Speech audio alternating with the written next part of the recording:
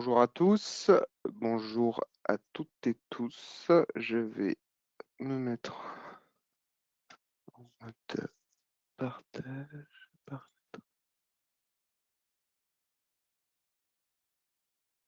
Tac. Voilà. Est-ce que... Ok. Est-ce que vous pouvez, s'il vous plaît, m'indiquer dans la partie chat si vous arrivez à correctement m'entendre et correctement voir ce qui se passe, son et image, ok. Bon, ben super. C'est good. Ok, super, merci beaucoup. Alors, bienvenue dans ce webinaire qui portera donc sur l'utilisation de la compensation du retrait dans Molflow, qui est donc le premier webinaire de cette année 2026 que j'ai la chance de présenter. Dans ce cadre-là, avant, je voulais vous souhaiter à toutes et tous la bonne année 2026, avec évidemment la santé et tous mes voeux de réussite et de bonheur. Alors, avant de commencer, comme d'habitude, on va passer en revue un petit peu la liste des webinaires pour cette année 2026. Mais avant ça, où est-ce que vous pouvez accéder à nos webinaires? Eh bien, vous pouvez y accéder à partir de notre site internet. Sur ce site internet, vous pouvez aller chercher donc les webinaires sur le calendrier d'événements dans lequel vous allez retrouver voilà, nos sessions, par exemple, de formation. Vous allez également retrouver donc, la liste des webinaires qui sont de manière générale organisés en fin de mois. Et donc également, vous allez retrouver le blog technique dans lequel vous allez retrouver plein d'articles, que ce soit sur Molflow, sur Fusion, et sur tous les autres logiciels que l'on intègre, avec donc des astuces d'utilisation pour pouvoir, si c'est le cas de Molflow par exemple, faire de la mise en données un petit peu plus rapidement, de manière plus optimale, pouvoir lire des résultats, savoir voilà, quelques options de résultats et d'affichage, etc. Donc toutes ces astuces-là et d'utilisation, vous pouvez les retrouver dans notre blog technique. Cette année, on a cette liste donc, de webinaires qui va être donnée. Donc aujourd'hui, c'est le premier, utilisation de la compensation de retrait en déformation. Le mois prochain, ce sera les best practices des modèles de fusion pour l'analyse dans Molflow. Ensuite, la personnalisation de l'interface, la gestion optimale des fichiers, les best practices pour faire le cool FEM ensuite, la déformation des contraintes d'assemblage, la méthode d'analyse des résultats de remplissage compactage, l'automatisation de l'usage de Molflow, les nouveautés 2027 et la méthodologie pour obtenir un rendu réaliste des retassures pour conclure l'année 2026. Donc, tous ces webinaires-là sont en règle générale des vendredis et en fin du mois. Si jamais vous n'avez pas la possibilité d'y accéder, il ne faut pas hésiter au support technique à nous demander les liens pour vous envoyer les enregistrements. Donc, au niveau... ah oui, j'ai oublié aussi, dernière chose avant de commencer. Voilà, avec les vacances de Noël, j'ai oublié avec l'habitude des présentations. Donc, avant de commencer, le club utilisateur cette année Molflow se tiendra le 17 et 18 juin. Donc, c'est à partir de ces deux dates-là où on va organiser, comme l'année précédente, des ateliers sur le 17 juin et le 18 juin, une journée plénière avec des présentations de nos clients et également donc, des éditeurs du logiciel qui vont présenter la R&D et les axes de développement de Molflow. Donc, au programme de cet agenda, alors tout d'abord, j'aimerais faire un salut et un merci à Hervé Heitman qui a beaucoup participé à l'élaboration de ce webinaire. Donc finalement, c'est, on va dire, l'artiste derrière l'œuvre et moi, je ne suis que le présentateur cette fois-ci. Donc dans cet agenda, on va retrouver les différents points que l'on va aborder. La déformation dans Molflow. Donc en fait, avant de définir comment analyser le retrait qui est finalement un composant du résultat de déformation. On va expliquer en amont la déformée dans Molflow, à quoi ça sert et comment c'est calculé. Par la suite, les données qui impactent le calcul de retrait, donc c'est-à-dire les différentes données matières qui vont impacter le calcul de retrait dans Molflow et éventuellement les options de matière que l'on peut activer ou non pour venir, on va dire, calculer plus précisément et appréhender plus précisément ce phénomène de retrait. Ensuite, on va pouvoir observer les différentes options solver Donc sur Molflow, on a différentes options qui permettent de calculer la déformée, donc in fine le retrait. Donc on va refaire le point là-dessus. Et enfin, on regardera l'analyse du retrait, donc c'est-à-dire comment on peut venir analyser le retrait dans Molflow, et donc notamment via l'outil de compensation de retrait disponible dans les résultats de déformation. Et enfin, en conclusion, on fera un bilan de l'analyse du retrait. Donc, c'est-à-dire que lors de la conclusion, vous allez voir, on a un graphique qui permet de se repérer pour savoir à quel instant utiliser la compensation du retrait ou non, utiliser une pièce cote théorique ou cote moule. Donc, tout ça, ça sera synthétisé dans la conclusion. Donc, la déformation dans Molflow. La déformation dans Molflow est liée principalement à deux facteurs, le retrait et la déformation pure qui sera plus liée à la structure de la pièce en fonction de l'amplitude de la contrainte exercée lors de l'analyse de remplissage-compactage. Donc la déformation, en fait, ce qu'on observe dans Molflow, ça va être en manière générale un best fit, c'est-à-dire que on va souvent voir la pièce se rétracter sur elle-même. Donc ce que fait Molflow, en fait, il va vous donner dans le résultat par défaut, qui est celui qui est affiché ici, donc déformation, tous les effets, le décalage des différents nœuds qui constituent le maillage entre la position initiale et la position finale, ce qui nous permet de voir, comme on le voit sur l'image de droite, on va dire en transparent la forme initiale de la pièce et dans la cartographie de résultats en couleur, la forme finale de la pièce après déformation. Donc comme je vous disais, Molflow réalise un best fit par défaut qui est assez utile, notamment pour venir comparer la géométrie de la pièce avant et après déformation. Et également, on peut facilement, lorsqu'on va lancer par exemple deux scénarios d'injection, deux scénarios de design, comparer d'un résultat à l'autre les résultats de déformation à l'aide de cette visualisation-là. Donc voilà, à savoir que sur Molflow, vous avez des options pour pouvoir faire d'autres types de visualisation. On peut par exemple fixer un plan d'ancrage, on peut venir isoler par exemple une déformée sur une surface, on peut la regarder à partir d'un plan, on peut la regarder à partir d'une cylindricité. Tout ça, voilà, c'est des options un petit peu spécifiques, on ne va pas trop les évoquer durant ce webinaire, mais globalement, c'est possible.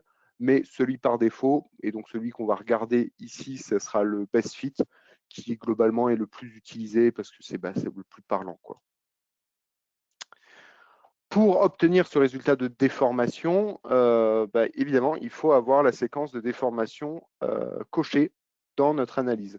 Donc, pour obtenir ce résultat de gauchissement dans Molflow, il faut préalablement avoir lancé à minima une séquence d'analyse de remplissage et de compactage.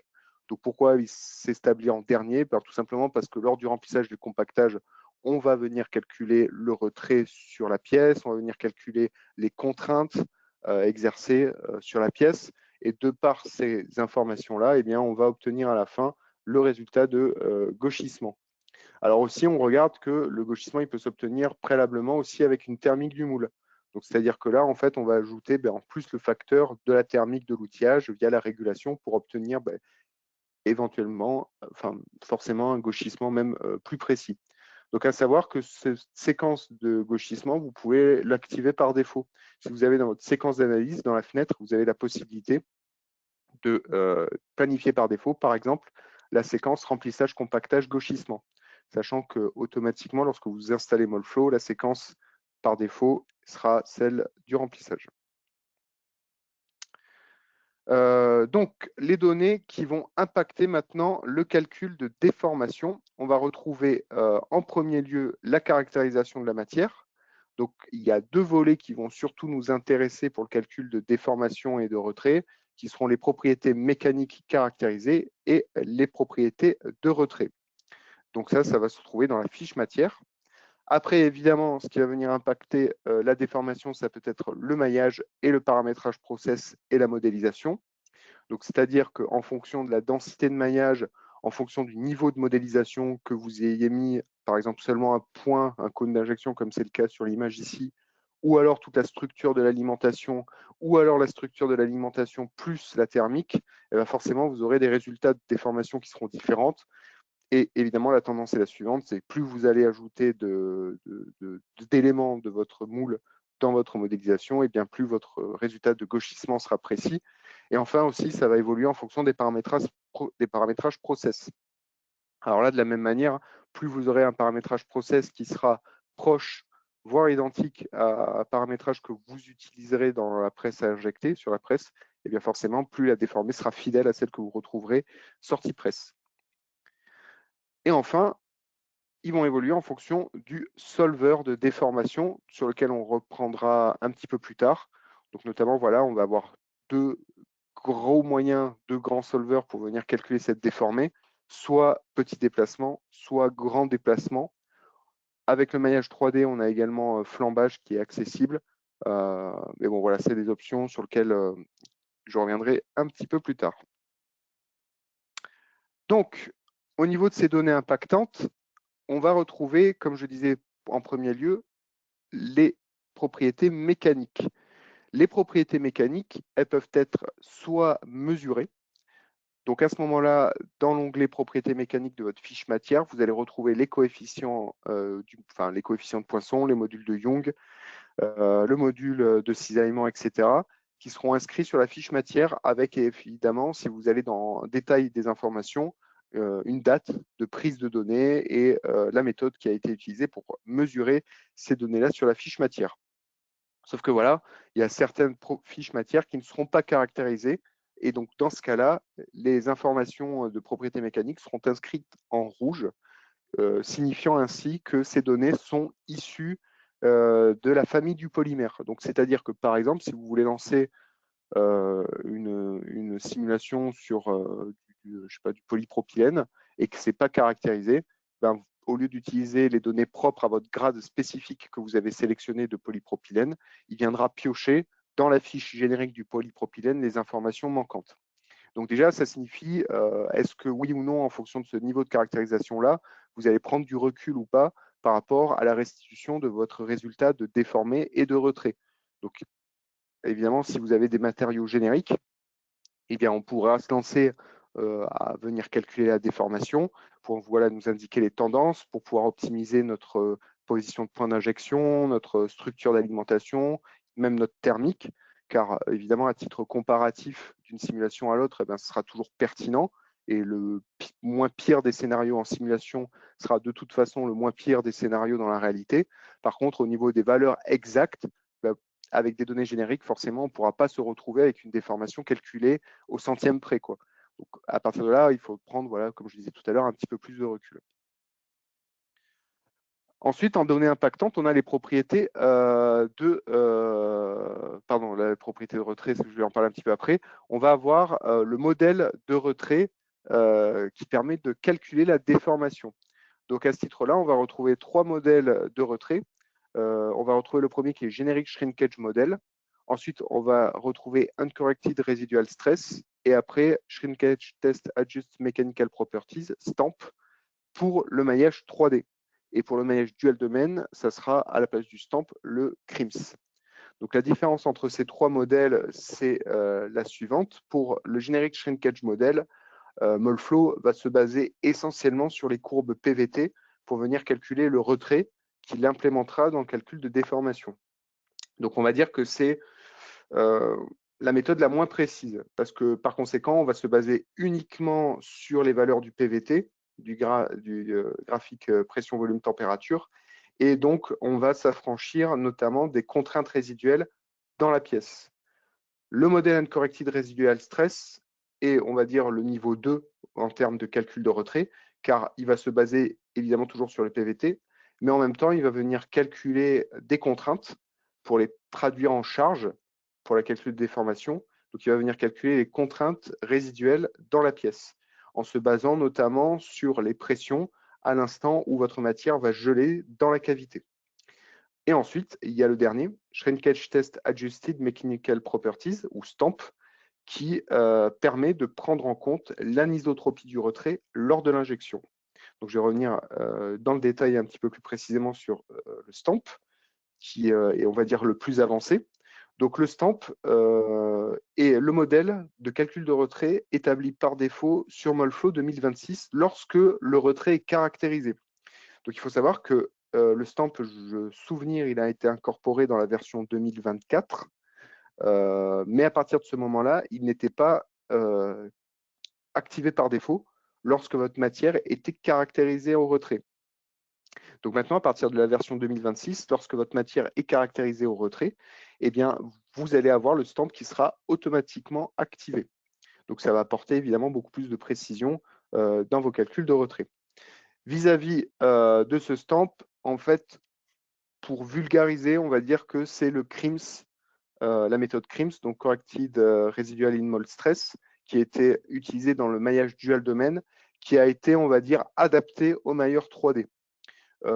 Pour être plus exact, le stamp, donc, on va utiliser de la même manière que le CRIMS des échantillons de matière que l'on va venir donc utiliser. Ensuite, on va venir dans ces échantillons-là venir mesurer le retrait dans l'axe parallèle à l'écoulement, perpendiculaire à l'écoulement, normal à l'écoulement, nous permettre d'avoir, en fonction des trois axes, le retrait de la matière et comprendre donc son anisotropie, et ainsi venir, par contre, adapter ici les propriétés mécaniques. Donc en fait, on va venir conformer le module de Young en fonction de ce qu'on a trouvé vis-à-vis du retrait pour le calcul de gauchissement dans Moldflow. Ce qui fait que notamment, quand vous avez du stamp, vous allez voir dans votre log, normalement, il va venir mettre une ligne avec l'adaptation du nouveau module de Young calculé par rapport à au stamp, quoi. Et donc ainsi ajuster les propriétés mécaniques pour prendre en compte cette anisotropie de la matière plastique lorsque l'on l'injecte. Donc ici, ça a été un exemple sur du polypropylène avec du talc, dans lequel on voit en bleu les données mesurées, en rouge les données, on va dire, avec la méthode par défaut de Moldflow, si ce n'est pas caractérisé stamp, et en vert avec le stamp. Donc on constate qu'avec la méthode, on va dire, par défaut, sans le stamp, on arrive tout de même à observer les tendances, mais par contre, on n'aura pas les valeurs quasiment exactes mesurées. Pour obtenir ces valeurs exactes, effectivement, on va devoir utiliser la méthode corrigée par le stamp. Donc ici, c'est un exemple, voilà, bon, c'est très, je ne vais pas dire caricatural, mais c'est vraiment pour marquer les esprits, cet exemple-là, où on voit une différence, voilà, sur un boîtier entre le calcul uncorrected residual stress et le stamp, où évidemment, on voit un changement drastique du profil de déformation. Voilà, bon, là, c'est vraiment pour marquer les esprits. En réalité, il n'y aura pas de différence aussi notable. On aura vraiment, par contre, des modifications de la valeur de déformation finale pour être plus proche de la réalité. Alors évidemment, ça peut, dans des pièces vraiment spécifiques, modifier carrément le profil de déformé. Mais bon, ces cas-là sont rares. Là, c'est vraiment, on va dire, pour marquer les esprits. Et donc, du coup, on va obtenir, évidemment, en fonction du modèle que l'on utilise, trois valeurs de retrait différentes. Donc là, si on regarde les valeurs de retrait obtenues pour le modèle générique, le modèle Uncorrected Residual Stress et le modèle Stamp, on obtiendra trois valeurs de retrait différentes. Évidemment, c'est celle du Stamp qui restera la plus proche de la réalité. Et donc, on voit que le générique, lui, propose un retrait vraiment minimaliste par rapport au Stamp. Uncorrected Residual Stress donne un retrait, on va dire, une valeur entre les deux, et le stamp, une retrait un petit peu plus forte, parce qu'elle prend en compte l'orientation de la matière lors de son calcul de retrait. Ici, c'est un autre exemple en termes de valeur que l'on peut obtenir de déformation, de valeur en millimètres, entre la méthode par défaut Uncorrected Residual Stress ou la méthode stamp, qui est donc lorsque la matière est caractérisée. Donc, pour résumer tout ça, pour que le calcul de retrait, on va avoir ces trois méthodes-là, et on peut lire ici de gauche à droite de la méthode la moins précise à la méthode la plus précise, sachant que pour le mailleur 3D, qui est maintenant majoritairement utilisé, par défaut, si ce n'est pas caractérisé stamp, ça sera l'option utilisée sera Uncorrected Residual Stress. Et par contre, à partir donc de la version 2026, si votre matière est caractérisée au retrait, eh bien, ça sera le stamp qui sera utilisé par défaut. Si vous n'utilisez pas la version 2026, donc en 2025 ou 2024, il faut que vous alliez vous-même dans la fiche matière et que vous veniez changer dans l'onglet propriété de retrait, Uncorrected Residual Stress, vous le changez en stamp. Et ainsi, vous serez plus prédictif dans le calcul de retrait et de déformation. Donc maintenant qu'on a vu les données qui impactent en termes de propriétés mécaniques, on va regarder les options solver. Donc, en termes d'options solver, comme je vous le disais, quand vous allez dans les paramètres process, une fois que vous avez coché votre séquence d'analyse avec le gauchissement, vous allez retrouver donc un type d'analyse du gauchissement, donc soit petit déplacement, grand déplacement ou flambage. Donc, chacun a son utilité spécifique. Et donc, c'est à partir des paramètres process que l'on peut venir modifier le type d'analyse du gauchissement.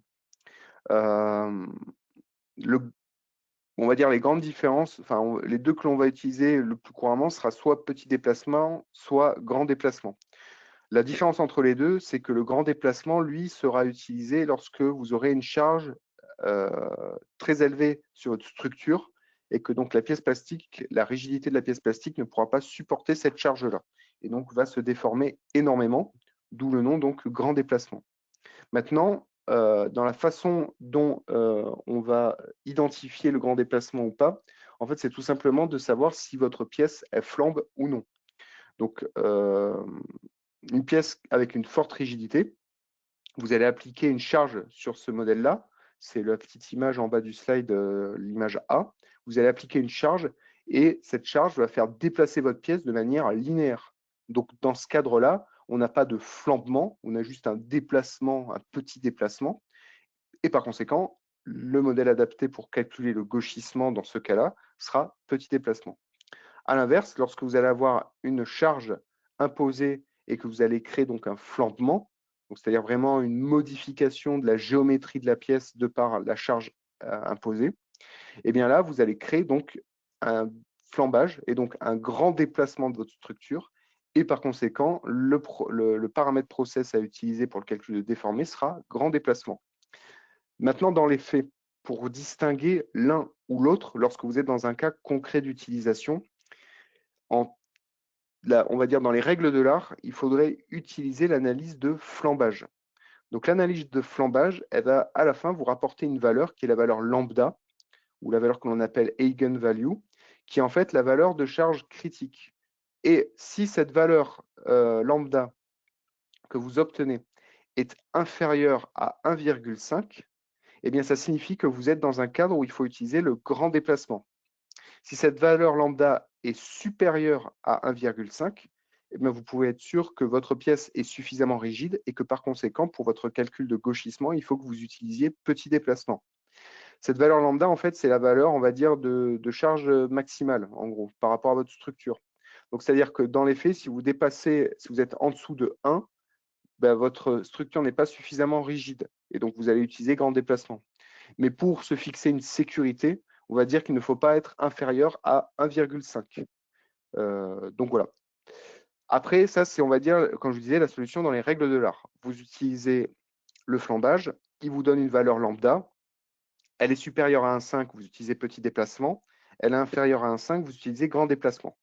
Maintenant, on va dire pour une approche un petit peu plus, on va dire, empirique, ce que vous pouvez faire, c'est lorsque vous lancez votre premier calcul de gauchissement sur votre pièce plastique, vous pouvez lancer une analyse avec petit déplacement et une analyse avec grand déplacement. Vous regardez les résultats et vous observez s'il y a une différence significative. C'est-à-dire pas une différence au niveau de la virgule vis-à-vis de la valeur en millimètres, mais une valeur vraiment, enfin, au niveau du profil, où vous voyez deux profils différents. Si vous visualisez alors deux profils différents entre votre calcul petit déplacement, grand déplacement, dans ce cas-là, vous sélectionnez grand déplacement pour votre calcul de gauchissement et de retrait. Si vous voyez aucune différence entre vos deux structures, eh bien dans ce cas-là, vous pouvez être sûr que vos calculs suivants, vous pourrez utiliser petit déplacement. Donc la question qu'on se poserait ici, c'est pourquoi ne pas utiliser grand déplacement dans tous les cas? Parce que le calcul de grand déplacement prend plus de temps à aboutir. Là où un calcul de petit déplacement peut prendre 5-10 minutes, voilà, pour une pièce, on va dire, à 1 million d'éléments, eh ben, le calcul de grand déplacement va prendre 40-50 minutes. Donc après, c'est à vous de voir si vous êtes, on va dire, à 1 heure près pour obtenir vos résultats. Ben, dans ce cas-là, vous pouvez effectivement faire cette vérification-là. Si le temps pour vous, ce n'est pas une grosse contrainte vis-à-vis de vos résultats d'analyse rhéologique, eh bien dans ce cas-là, vous pouvez cocher systématiquement grand déplacement et vous êtes sûr de tomber juste au niveau de votre déformé. Alors, j'ai plus la main sur le PowerPoint. OK. Au niveau du grand déplacement, comment ça fonctionne? En fait, c'est qu'il va mettre la charge de contrainte calculée pour son calcul de déformation et de retrait de manière incrémentielle. Donc, c'est-à-dire que le petit déplacement, lui, si le calcul va plus vite, c'est que tout simplement, il prend le bilan des charges induites par l'injection, il applique 100% de la charge d'un coup sur la structure et il regarde le déplacement par rapport à la fiche matière, c'est-à-dire le module de Young, le coef de Poisson, etc. Pour le grand déplacement, c'est différent. Il va scinder la charge, euh, par exemple, dans l'exemple ici, de 20% en 20% jusqu'à aboutir à 100% de la charge. Et en fait, à chaque fois qu'il applique un pas de charge, il regarde comment la pièce se déplace et il modifie la structure de la pièce pour qu'au pas de charge suivant, eh bien, ça soit sur cette nouvelle structure qui a déjà été un peu déformée par le premier pas de charge, et ainsi de suite, il va venir calculer le déplacement et la déformée de la pièce jusqu'à aboutir à sa déformation finale. Et ainsi, on peut venir capter ce flambement de la structure, ce grand déplacement sur la pièce plastique. Voilà pourquoi le calcul de grand déplacement prend plus de temps, tout simplement parce que la charge appliquée, elle est incrémentielle, alors que pour le petit déplacement, on envoie tout d'un bloc et on regarde de manière linéaire le déplacement de la pièce plastique. Enfin, sa déformation, pardon. Au niveau des options, on va avoir différentes options en fonction du type de maillage utilisé. Le petit déplacement est accessible, peu importe le type de maillage, mid-plane, dual domaine 3D. Le grand déplacement est accessible en mid-plane et en 3D. Le flambage en mid-plane et en 3D. Et après, le crimps ou le stamp est accessible, peu importe le type de maillage. Donc, dans le détail, le mid-plane et le dual domaine utilisera le crimps, le 3D utilisera le stamp. Quoi qu'il en soit, maintenant, dans n'importe quel type de maillage, on est capable de prendre en compte l'anisotropie du retrait. Donc voilà quelques exemples. En flambage, petit déplacement, grand déplacement. Donc comme je vous le disais, l'option flambage n'est pas fiable pour venir calculer une déformée. On a un résultat de déformation, mais il ne veut pas dire grand-chose. Quand on fait du flambage, ce qui nous intéresse, c'est donc cette valeur lambda, ce que j'ai appelé tout à l'heure l'eigenvalue. Et donc là, dans cet exemple, on constate que mon eigenvalue, la valeur donc lambda, est égale à 0,93. Elle est donc inférieure à 1. Donc ma pièce va faire du grand déplacement. Et c'est ce qu'on constate. Ensuite, si je lance un calcul petit déplacement, grand déplacement, eh bien on constate effectivement des résultats complètement différents. Et donc évidemment ici, c'est grand déplacement qui est fiable. Et voici un exemple entre la pièce finale injectée et le calcul de grand déplacement. Donc on constate effectivement que les murs sur les côtés de la pièce avaient flambé parce qu'il y avait peu de rigidité. Donc là, comme vous le voyez déjà, rien qu'avec comme je disais tout à l'heure, hein, par rapport à la fiabilité des résultats de gauchissement, dans la modélisation de droite, on constate que eh bien, on avait mis seulement un cône d'injection et malgré tout, on capte la tendance globale de la pièce. Après, je ne dis pas que la valeur qu'on voit sur Molfo est celle exacte qu'on a restituée dans les images de gauche, mais pour vous dire que à partir du moment où votre point d'injection est à cet endroit validé, et peu importe votre niveau de modélisation, vous aurez tout de même des tendances qui seront satisfaisantes.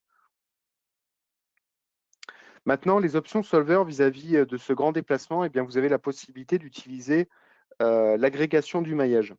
Donc l'agrégation du maillage, en fait, ça va permettre de, on va dire, avoir un mailleur plus grossier, entre guillemets, lorsque vous allez utiliser l'option de petit déplacement ou de grand déplacement. Le but ici, de dégrader, on va dire, juste pour le calcul de gauchissement le maillage numériquement, eh bien, ça va être d'obtenir des résultats beaucoup plus rapidement. Alors pour le coup, Hervé avait regardé plus ça dans le détail dans un de ses deux ateliers et avait fait des comparatifs de résultats. Globalement, ce qu'il en tirait, c'était qu'il me semble que entre voilà l'option active ou pas de agrégation du maillage, on n'a pas des modifications énormes du résultat de déformation. Donc évidemment, ça sera plus précis, légèrement plus précis si vous désactivez cette agrégation du maillage, mais auquel cas vos résultats de calcul de gauchissement seront un petit peu plus longs à obtenir. Si vous l'activez, donc ça sera plus court, mais vos résultats seront légèrement modifiés, mais vraiment, c'est pas significatif, quoi. Donc, moi, ce que je conseille, c'est que, on va dire, avant de passer à la toute dernière simu pour valider votre conception, etc., tout le cheminement peut être fait avec cette option activée. Comme ça, vous obtiendrez des résultats beaucoup plus rapidement, et notamment pour les calculs de grands déplacements. OK, donc maintenant qu'on a regardé les données qui impactent le calcul de gauchissement, maintenant qu'on a regardé les options solver et la méthode de calcul de déformation, suite à tout ça, on obtient donc des résultats de retrait et de déformation. Donc maintenant, comment analyser ce résultat de retrait? Donc, le retrait dans Molflow, on peut l'analyser à l'aide de l'outil qui s'appelle compensation de retrait dans l'onglet, dans les propriétés du résultat de déformation. Cet outil, il va vous donner les valeurs de retrait, si vous le laissez en automatique, en X, Y ou Z, par rapport à la pièce calculée et par rapport aux paramètres process utilisés dans votre simulation. Vous pouvez également entrer à la main une compensation de retrait, ou alors vous pouvez aussi à la main entrer une compensation de retrait anisotrope. De cette manière-là, vous pourrez visualiser, on va le voir un petit peu plus après, la déformation pure de votre pièce, tout en excluant, on va dire, le retrait de votre calcul de gauchissement. Donc, c'est-à-dire que ici, on a notre pièce avec les valeurs de compensation de retrait. Donc, à gauche, on a la pièce où cette compensation de retrait n'ont toujours pas été appliquées. Et à droite, j'ai les valeurs de retrait que Molflow suggère d'appliquer dans le moule. Donc, ces valeurs de retrait, elles sont obtenues grâce à la caractérisation de la fiche matière, au niveau de modélisation, au niveau de maillage et au niveau du paramétrage process. Donc évidemment, plus on est précis sur ces 4 items-là, plus on aura quelque chose de représentatif. Après, de manière un petit peu plus pragmatique, la façon dont moi j'utilise ce résultat-là pour analyser mon retrait, je le fais de la manière suivante. Donc là, il me restitue un retrait en X, Y, Z. Donc pour cet exemple-là, il me restitue 1,4, 1,1, 1,1.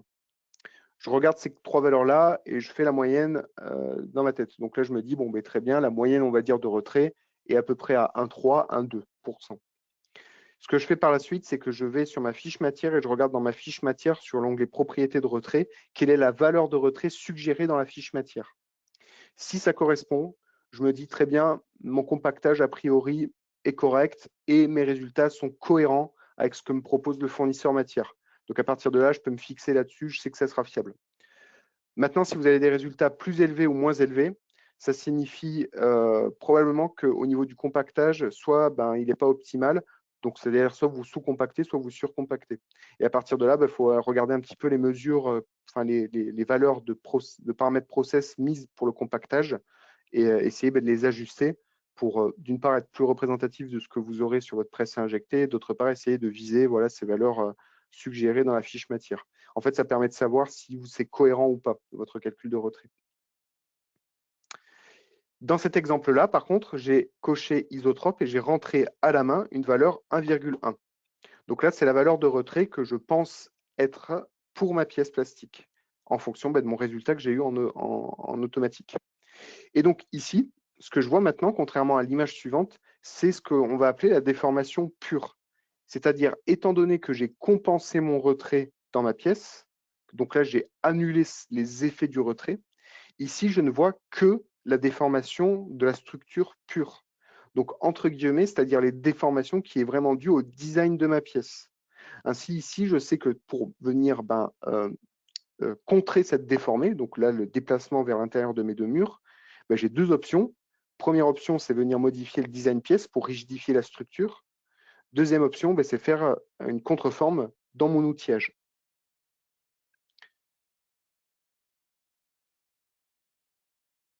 Donc ensuite, on va avoir la possibilité de travailler au travers soit d'une pièce théorique, soit d'une pièce avec les informations outillage. Je m'explique. La pièce théorique, c'est ce que l'on voit ici, c'est-à-dire que j'ai ma CAO, la CAO de la pièce que je veux au final en sortie de presse, et je l'utilise pour faire ma simulation. C'est donc ici ma pièce théorique. Cette pièce théorique, dans l'onglet maillage ou géométrie, vous pouvez venir faire un facteur d'échelle. Et donc là, sur cette pièce-là, j'ai vu que dans mon premier calcul mon retrait était de 1,01%, de 1,1%, pardon, eh bien, je vais l'appliquer sur ma CAO. Et ainsi, je vais, ce facteur d'échelle-là, l'appliquer à la CAO de ma pièce. Et ainsi, je passe d'une pièce théorique, c'est-à-dire ma CAO, où j'avais ma pièce telle que je l'avais sortie de presse, à une pièce outillage, c'est-à-dire une pièce légèrement gonflée via le facteur d'échelle. Et donc ici, la pièce de droite, la pièce outillage, ce n'est plus la pièce que je veux au final, mais c'est l'empreinte de mon moule. Et donc ensuite, on va distinguer si on lance un calcul de gauchissement sur ma pièce théorique ou sur ma pièce outillage. Ici, par exemple, si je regarde mes résultats sur ma pièce théorique sans compensation de retrait, inévitablement, j'obtiendrai des résultats de déformation, de retrait, avec des géométries plus petites que ma pièce initiale. C'est normal, j'ai ma pièce théorique, donc c'est-à-dire que ma grandeur théorique ici, pour la longueur, c'est 51,81 mm. Eh bien, je calcule mon déformé, je provoque un retrait par l'injection plastique, et donc je retombe avec une valeur plus petite, donc à 51,26 mm. Donc normalement, c'est normal, j'ai ma compensation, enfin j'ai mon retrait qui est fait sur ma pièce théorique. Maintenant, si j'utilise avec cette pièce théorique mon outil de compensation de retrait, c'est-à-dire j'ai ma pièce théorique, j'ai lancé mon calcul, je vais dans mes résultats de déflexion, je fais clic droit propriété, je vais chercher ma compensation de retrait et je l'applique. À partir de ce moment-là, eh bien, je vais avoir une valeur de déformation quasiment équivalente, si j'ai bien fait le travail, à ma valeur théorique. Donc en fait, avec cet outil de compensation de retrait sur votre pièce théorique, une fois que vous l'appliquez, vous obtenez normalement la pièce sortie presse. C'est ce modèle-là qu'il faut venir comparer à vos pièces qui seront sorties de la presse. Donc la pièce théorique, sans compensation de retrait, elle sera utile tout au long du développement de votre projet de pièce plastique parce qu'elle va vous permettre de calculer les tendances et donc de venir prendre les mesures nécessaires pour contrer les tendances ou les amplifier en fonction de votre cahier des charges pour la déformer. Et avec la compensation de retrait que vous ajoutez dans votre pièce théorique, donc vous avez fait votre calcul, vous ajoutez la compensation de retrait, et bien là, vous obtenez une vue de la déformée pure de votre pièce, c'est sans les retraits, mais aussi vous obtiendrez une pièce similaire à ce que vous aurez à la sortie de la presse à injecter. Maintenant, si on regarde la pièce outillage, donc c'est-à-dire ici avec la géométrie dans laquelle j'ai intégré le facteur d'échelle dès le départ. Eh bien, sans l'outil compensation de retrait, j'obtiens la valeur, on le voit ici, de 51,82, alors qu'au départ, j'avais une valeur de 52,39. Donc, comme je vous disais, j'ai appliqué un facteur d'échelle, j'avais une valeur plus grosse, j'applique mon calcul de déformation, je retombe sur une valeur plus petite, c'est normal, mon retrait se fait, mais là, pour le coup, je n'ai pas à appliquer l'outil compensation de retrait, parce que j'ai réalisé ma simulation sur une pièce que j'avais déjà grossie. Ainsi, avec une pièce dans laquelle on a appliqué un facteur d'échelle sur la CAO, sur lequel on va venir lancer une simulation, eh bien, d'entrée, avec le gauchissement, on obtient la pièce sortie moule. Si j'applique une compensation de retrait sur cette pièce outillage, forcément, ça n'a aucun sens. Parce que du coup, je vais faire grossir une pièce qui a déjà été initialement grossie sur la CAO. Et donc, je vais tomber sur des valeurs de déformation avec une pièce plus grosse que ce que je suis censé obtenir en réalité. Donc ici, la pièce outillage, il y a du sens à l'utiliser sans la compensation de retrait, parce que ça me permet de visualiser la pièce sortie presse. Et d'ailleurs, c'est, on va dire, le modèle le plus fiable pour venir faire du comparatif avec ce que vous produisez dans l'atelier. Et avec la compensation du retrait, ça ne veut pas dire grand-chose, donc ce n'est pas quelque chose qui est viable, quoi.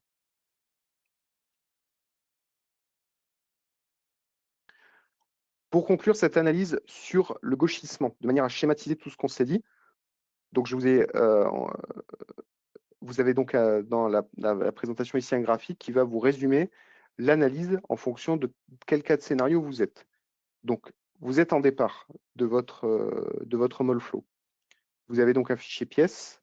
Ce fichier pièce, c'est la pièce théorique, le design théorique. Donc, c'est-à-dire c'est la pièce voulue par votre client, il vous l'envoie avec les cotes exactes qu'il veut au final. Vous faites une rhéologie là-dessus. Avec cette rhéologie, vous obtenez votre calcul de déformation. Vous activez la compensation de retrait. Dans ce cas-là, au niveau des résultats, vous avez la possibilité d'exploiter la déformée et dans ce cas-là, vous pourrez comparer cette déformée avec les pièces injectées. Si vous réalisez une contre-déformée à partir de ce résultat-là, ça peut être une aide pour la conception de l'outillage. Si votre compensation de retrait n'est pas activée au niveau des résultats, de la déformation, ça vous donnera des tendances. Donc, c'est-à-dire la tendance dans quelle direction va se déformer ma pièce. Mais par contre, ça ne sera pas comparable avec les pièces injectées, par exemple. Et la contreforme, ça va vous donner également une tendance pour venir concevoir la contreforme dans votre moule. Mais ce ne sera pas, on va dire, les valeurs exactes qu'il faudra utiliser, parce que le retrait ne sera pas appliqué. Maintenant, si vous utilisez un fichier pièce qui est avec les cotes outillage, donc c'est-à-dire sur lequel vous avez d'ores et déjà réalisé un facteur d'échelle, vous allez obtenir également vos résultats de déformation. Sur ces résultats de déformation, vous allez activer la compensation de retrait. Au niveau des résultats, la déformation, elle n'est pas utile, parce que la compensation de retrait sur une pièce où vous avez déjà appliqué un facteur d'échelle, ça va juste vous faire une pièce plus grosse. Donc, comme je disais tout à l'heure, ce n'est pas viable et pas utile. Par contre, pour la contreforme, ça peut vous aider pour transformer la conception d'un outillage avec la contreforme, et c'est le meilleur scénario pour réaliser, pour vous aider dans la fabrication d'une contreforme. Si la compensation est désactivée, au niveau des résultats, de la déformer, et là, c'est le meilleur scénario si vous voulez comparer votre design pièce avec les pièces sorties de presse à injecter. Et par rapport à la contreforme, là, ce n'est pas du tout utile parce que ça n'a pas de sens de venir créer une contreforme avec une valeur sans compensation de retrait dans l'outillage.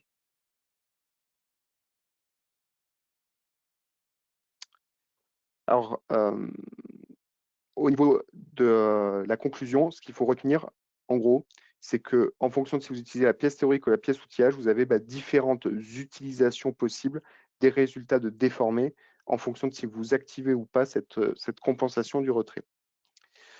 Alors, je vous remercie de votre écoute. Maintenant, si vous avez des questions, eh bien, je peux les lire dans le chat. Alors, n'hésitez pas à les écrire maintenant, si vous ne les avez pas écrites durant la présentation, et je vais du coup vous lire.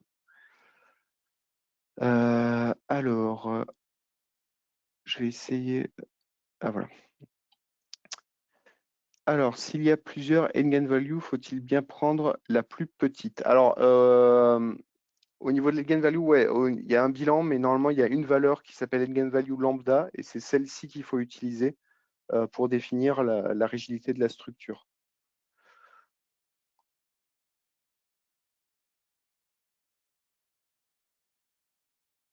Alors, comment Moldflow prend en compte les retraits bloqués dans le moule?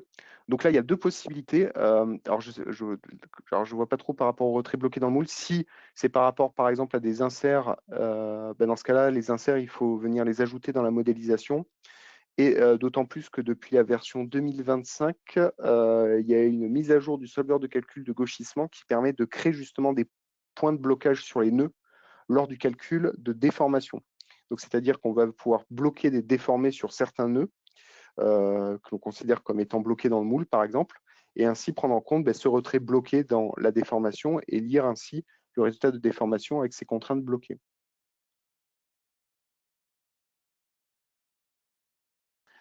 Comment compenser les retraits quand les trois valeurs automatiques sont visiblement différentes? Ouais, ça peut être le cas, notamment, donc la question c'est comment compenser les retraits quand les trois valeurs automatiques sont visiblement différentes?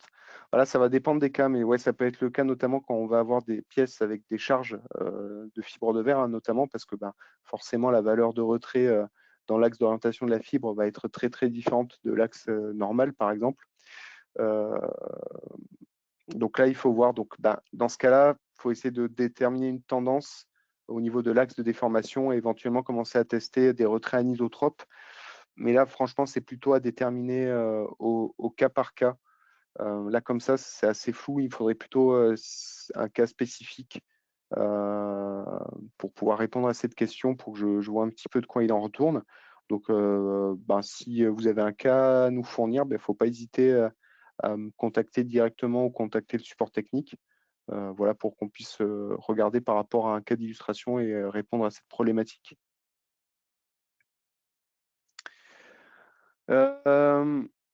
Ok, écoutez, j'ai plus de questions, donc je vous remercie à tous pour votre écoute lors de ce webinaire. Je vous souhaite une nouvelle fois une bonne année. N'hésitez pas donc à me demander si vous voulez l'enregistrement de ce webinaire au support ou sur mon mail direct. Puis voilà, je vous l'enverrai. D'ici là, je vous dis à une prochaine fois, soit au support technique, soit excusez-moi, j'allais conclure, mais j'ai j'ai des questions de dernière minute qui sont ajoutées. Euh,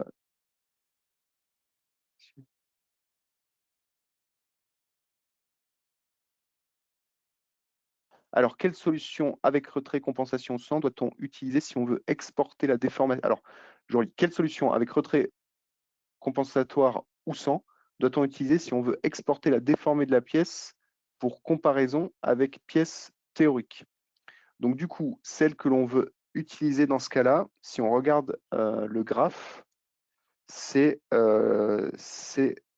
celle-ci. Donc, idéalement, dans le meilleur des mondes, pour comparer avec la pièce théorique, c'est-à-dire la pièce finale que vous souhaitez, idéalement, c'est avec les codes outillage. Donc, c'est-à-dire vous faites un facteur d'échelle sur votre géométrie préalablement au calcul de déformé. Vous faites votre calcul de déformation et vous regardez le résultat sans compensation de retrait et vous regardez votre déformé. Vu que vous l'avez initialement mis dans votre cerveau, c'est censé être la pièce sortie moule. Et dans ce cas-là, c'est la pièce que vous allez comparer à votre pièce théorique. Et si normalement tout se passe bien, vous allez avoir votre pièce qui doit matcher avec votre pièce théorique.